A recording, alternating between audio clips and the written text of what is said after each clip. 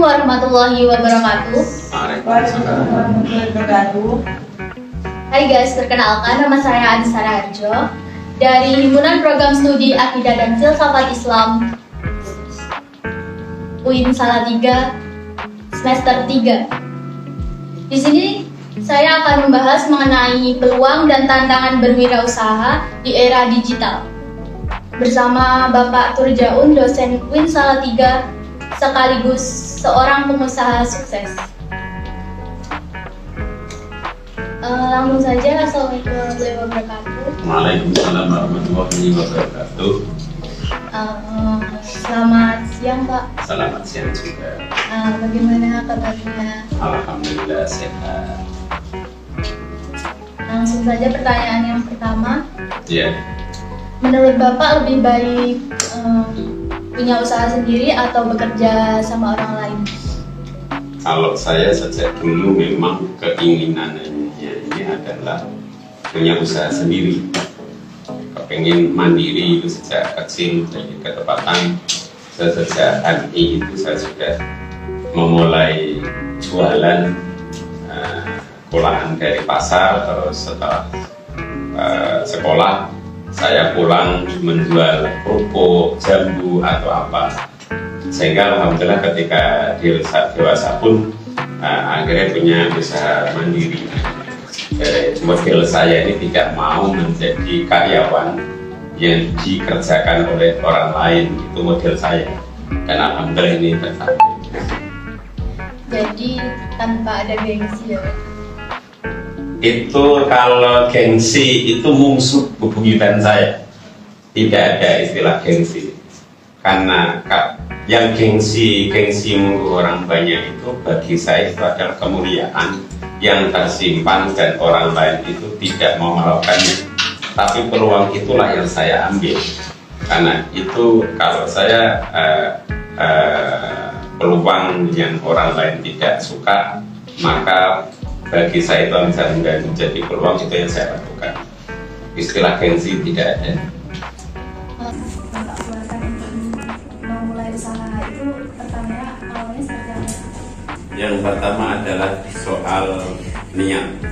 Jadi kalau istilah saya modal cengkir, kalau niatnya itu sudah sungguh-sungguh, apapun yang akan terjadi pada sawah itu akan tercapai. Tapi yang namanya cengkir pikir maksudnya itu sebuah cita-cita, ada suatu tahapan-tahapan yang dilakukan.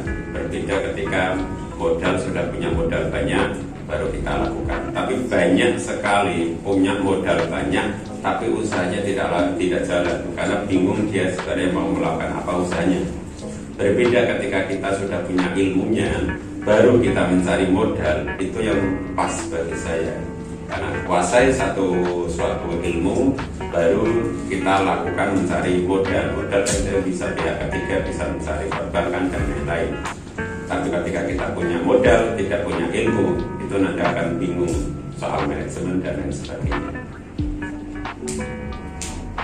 Kalau memulai usaha itu harus ada kerjasama sama orang lain atau diri sendiri?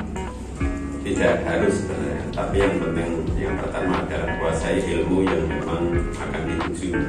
Umpama saya dulu punya keinginan bahwa adik-adik saya harus berpendidikan, adik saya harus di pesantren, segala ilmu agama minimal adalah ilmu agama dulu, karena waktu itu kan ya pendidikan kan mahal. Terus saya juga anak yatim dan adik saya suka yatim, sehingga yang pertama menjadi tujuan saya adalah pesantren. Yang penting saya memberikan modal awal kepada adik saya adalah ilmu agama. Kalau dia tidak istilah tidak rela, saya didik di pesantren, silakan dia bersekolah. Tapi nanti setelah dari pesantren, jadi saya membekali ilmu agama dulu yang ada di pesantren, sehingga saya ambil pekerjaan, salah satu pekerjaan yang harus tidak gengsi, sehingga untuk biaya adik-adik saya di beberapa adik dan beberapa pesantren. Setelah adik selesai baru saya pindah pekerjaan yang lain. Jadi menyikapi omongan orang lain yang katanya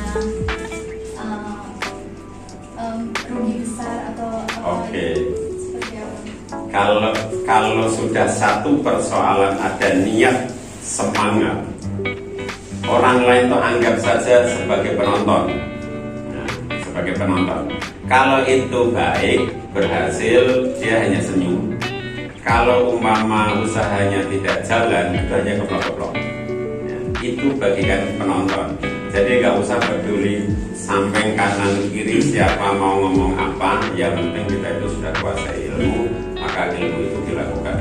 Dan ilmu itu akan tambah ketika kita melakukannya itu ternyata benar. Kata orang bahwa ilmu akan tambah ketika kita amalkan. Nah, seperti saya jualan, kembali lagi jualan roti bakar itu ternyata dapat ilmunya dari teman-teman pembeli. Ya. Oh, ketika saya melakukan jualan roti bakar seperti ini, oh enaknya seperti itu, tambah ini tuh, tambah ini tuh itu. Nah, permintaan umpama telur ceplok yang kuningnya tidak matang umpama dia adalah mengajari saya dulu justru. Tapi kita memang harus menjadi orang yang luar biasa, jangan sampai ketersinggungan dengan siapapun. Ramah, akhlak, budi, pekerti itu yang utama yang dilakukan dengan siapapun. Dan etika bisnis harus dijalankan. Konsep yang tepat untuk membangun brand usaha untuk mahasiswa itu menurut Bapak itu seperti apa?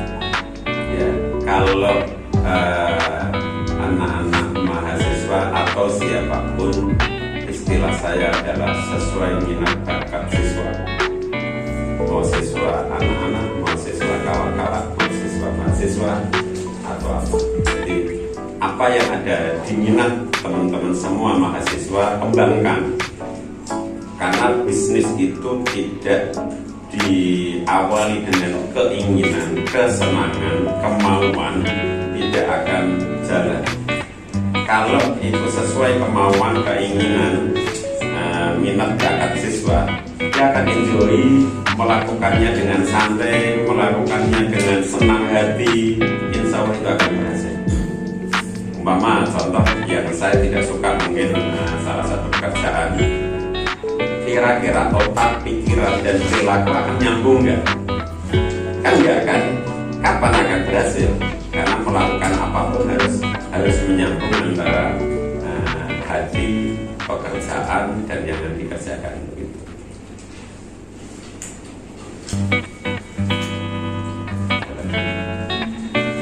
Ini pasti kan Pak ya?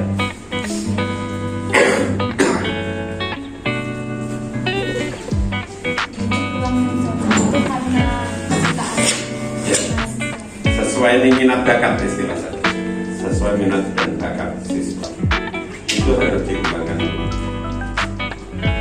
Jadi kalau misalnya kita mau membangun suatu usaha, misalnya baju, terus kita nggak punya modal, jadi mempromosikan dari orang lain gitu, atau kita mengumpulkan modal baru kita beli baju brand itu terus dibuat usaha. Kalau saya modal itu istilah saya nomor one libur. Yang kesekian itu modal. Modal pertama adalah ilmu pasti ketika mau produksi, ilmu pasti. Yang kedua adalah niat sungguh-sungguh, pantang menyerah. Apapun kondisinya itu tidak boleh menyerah. Kalau bahasa umpamanya tadi soal pakaian apa ini kan bahasa milenial bisnis ya. Kita itu paling enak, paling nyaman, tinggal kita itu potret-potret milik siapa saja, potret-potret milik siapa saja, terus kita upload, yang pada akhirnya ada peminat yang beli, artinya tidak usah modal. Sekarang bisnis sekarang itu paling milenial itu kan dia tidak punya barang, tapi tidak punya barang, tidak punya gudang, tidak harus produksi, kita dapat uang. Itu bisnis sekarang. Dan ketika teman-teman tidak melakukannya, kok iman-iman banget. Kalau dulu harus produksi, harus menyimpan barang, harus memasarkan. Seperti saya ini, saya harus produksi, saya harus menyimpan barang, dan saya juga harus mencari pasar. Tapi alhamdulillah ini sudah saya memasarkan dan yang lain. Kayak ini yang punya istri itu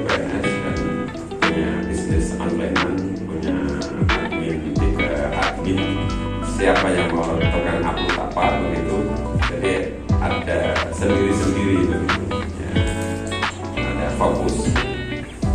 Kalau mama gambar saat ini dapat gambar berapa begitu kan, yang besok sehari ini diupload apa, besok apa.